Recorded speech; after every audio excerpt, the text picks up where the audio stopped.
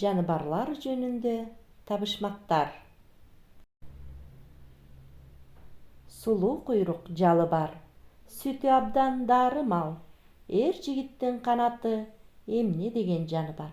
Кана балдар, табалычы? Албетте, бул жылкы. Тону бар, кийерине чапаны жок.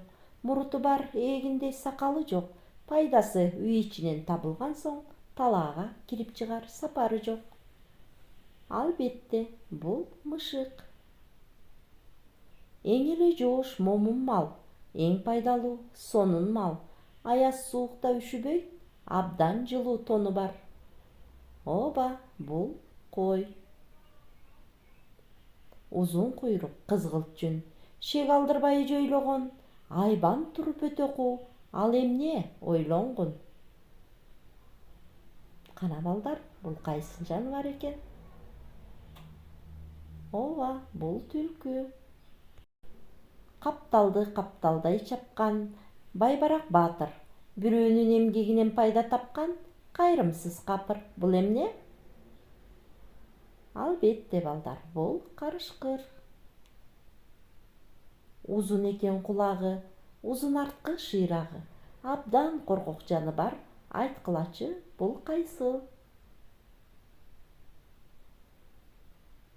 Ооба, бул коен. Австралия таласын саякаттап табасың, чөнтөгүндө баласын көргөндө таң каласың. Эки колун көтөрүп, буту менен кете алат. Муну кимдер чече алат?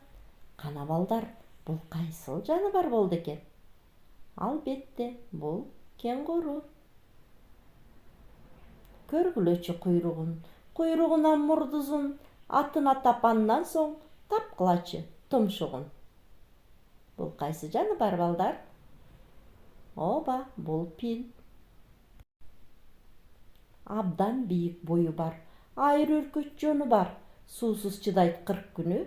Айткылачы, кайсыл мал? Ооба, төө. Тоодо экен үңкүрү, топ жырткычтын күчтүүсү.